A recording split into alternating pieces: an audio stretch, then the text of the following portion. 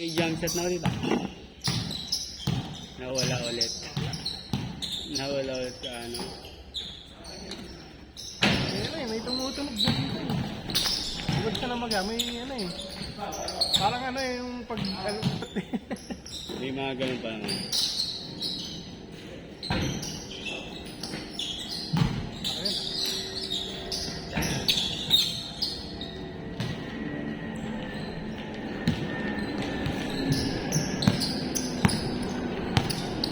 Hindi mo muna nilalaro yung mga liga mo. Ha? Hindi mo muna nilalaro. Nalaroan ko eh, pero yung laro nga namin ng Thursday, puro nandun lang ako sa defensa, hindi na ako gumagawa sa ano. Pero hindi ako makahabol na eh. Wala, bibilis nila pag opensa eh. Bibilis nila bumaba.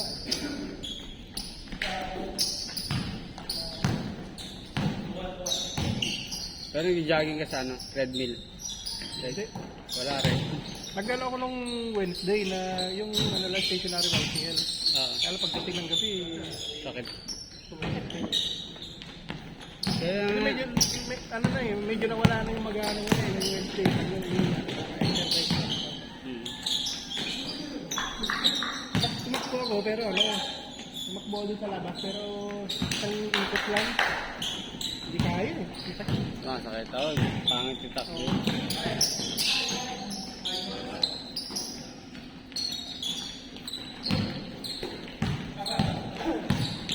Baka kailangan mo na ano, stretching after ng takbo. Pero maganda kasi ano, bumaba yung timpang mo. Bumaba? Nakababa pa ng 5 kilo. Oo, malaki yun. Oo.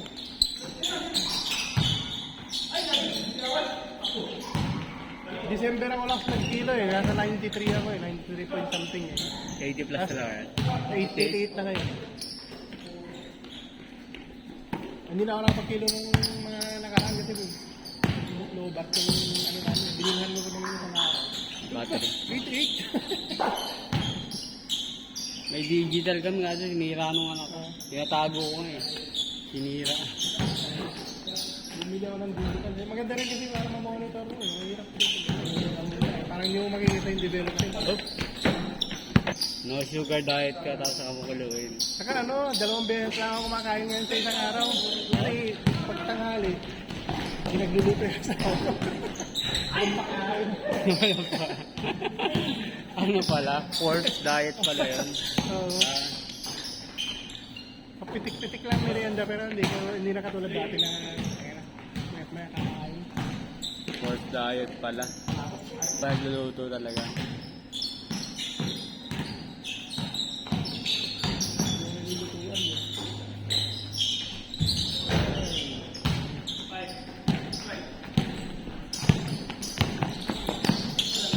Pero umaga kumakain ka?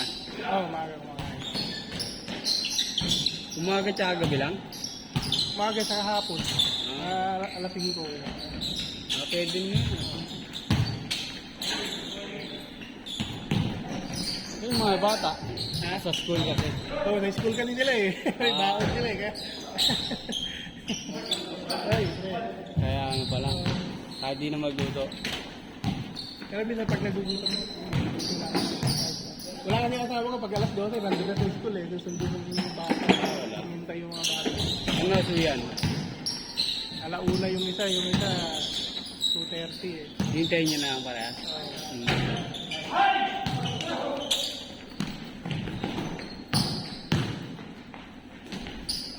Dapat ako kanina eh, meron akong trade na nag-get ticket eh.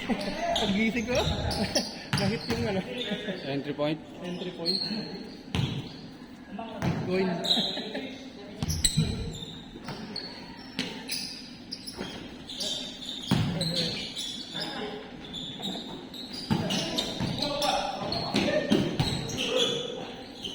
Binantayan mo muna. Pinantayan ko muna eh. Tumataas na kanina, iwanan ko kaya. Malaglag eh. Kasi iba yung ano niya ngayon eh, bigla na alaglag eh. Biglaan yung baba. Oo. Naka $6 na. Sabi ko, out ko na. Pwede na yan. Hindi nakakapulot ng $6.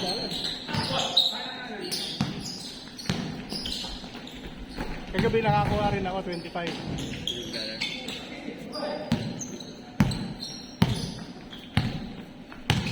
Yun lang din yun yung naka-set na yung entry point. Pag yung entry point ko, sa lower time frame ako, yung direction, yung buong... Pambuli siya, ano? Sa one day ako. One day, 1 hour na ako.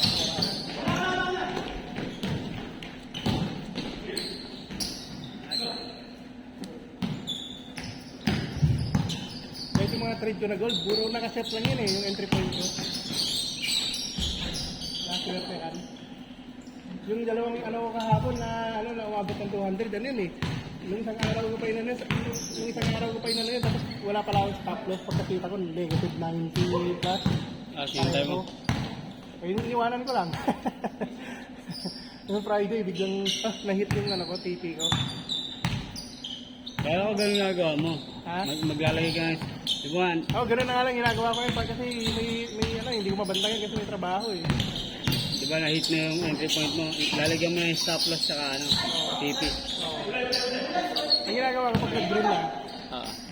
na-adjust ko na yung yung stop loss ko na Para hindi na matalo. Kahit Pag bumalik, di ba? kahit bumalik, positive pa rin.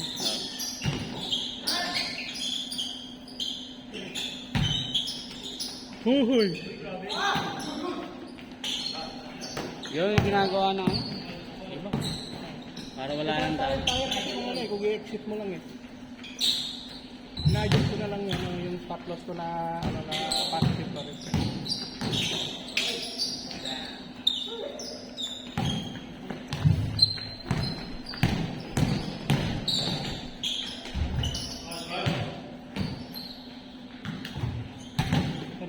Ang TP ko lagi dun sa may distance eh. Ay, dun lang naman magbabounce yun. Doon ang TP mo? Nang anong time frame? ang TP ko lagi, yung pinaka yung highest for the day. Daily. Highest day ng daily. Highest daily sa previous day.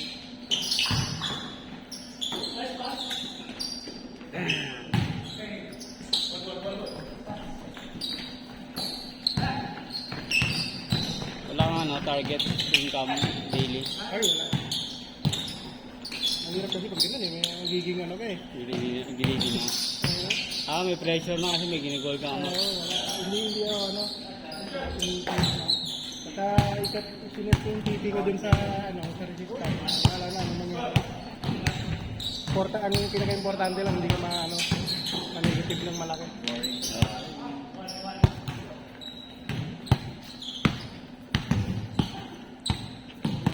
Kasi nung ganun ginagawa ko, yung may tinatarget ako. Oo. Maya titignan mo. Yung may iwanan. Lagi mo binahabali ka. Oo. Wala ka naman gagawa. Oo.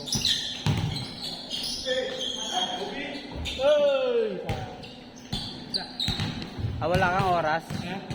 Wala. Dati kasi yung mga nakaraan, binabantayan yun eh. Sabi ko, wala ako natatapos. Ngayon pala, ayaman. Okay na. Nagaya ng talagang ng limit. Oo. Binabantayan ko na sandali pag gano'n na, pag nag-positive na, adjust ko na yung ko. Yung stop ko. Para kahit anong mangyari. Stop loss mo, positive na. Positive yung stop loss ko. Kung umangat ka ng $10, adjust ko na yan, $5 yung stop loss. Pwede. Wala nang Para talo. makover yung fee, saka kahit mayroon ka man lang $2, okay na.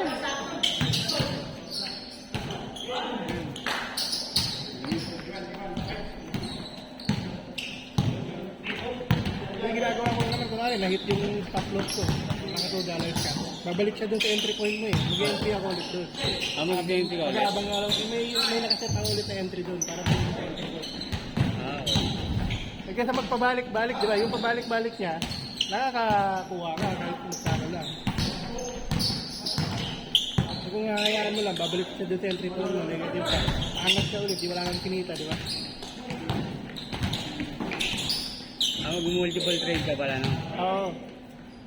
Kunyari may... Pag kunwari, umangat na siya ng $10, maglalagay ka ulit ng, ng entry ko trade? dun sa... Okay. Tapos, ka-adjust ko na yung stop loss ko. Kunwari, $5. Positive na $5. Kapag Bumalik. nahit yung stop loss ko, pag bumaba ka dun ulit sa, sa inentihan ko, at least, kukuha ulit. Bakit? Bisa kasi bumabalik, no? Ayaw, Sayang. bumabalik eh. Sayang kasi pag bumabalik, tapos wala ka nakuha, aantayin mo ulit na. Sayang na yung inangat, no? At pag mabot ng $10, adjust ng $20 yun, adjust yung stop loss ko ng $10.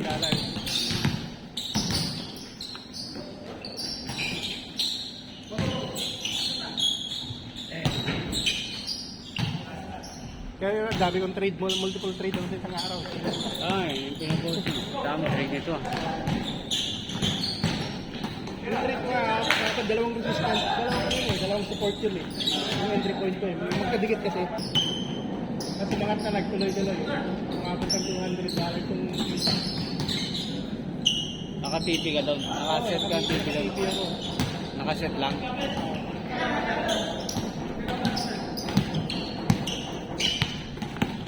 Yan, napanood ko, nagpakamatay eh. Oo. Nag-all-in kasi sa ano eh. Nag-all-in sa meme coin. Tapos, bumagsak. May dalang baril eh. Ang ginawa niya, sabi niya pag namatay daw siya, gawan daw siya ng meme coin. Yung baril niya yung may iniikot. Ginaganon. Iniikot yung ano, bala. Ang daming guys, yan eh, kinlik.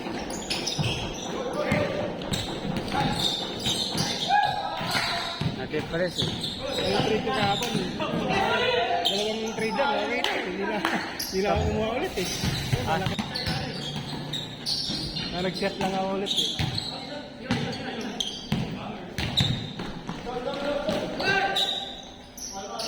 Ayun. Dahil yung kanina, iniwasan ko, abutan ako ng ano eh. Yung, tawag dito? Ibang oras kasi yung ano eh, yung pag-change ng ano eh, ng, kahit umabot pa ito ng 15, kakainin ng, at $5 yun eh, yung swap na yun. Ay nga rin, Monday ka nag-trade, inabutan ka ng Tuesday. Oo, kunwari nabutan ka ng Tuesday. May ano yun, may additional fee yun, yung swap na tinatawag nila. Hindi ka pala pwede magbabad ng matagal na hindi. Kalaki pala yung team. Forex kasi yung ginagamit ko eh. Pero pag yung normal na ano, na parang stocks lang, walang ano, walang ganun. May ganun pero konti lang.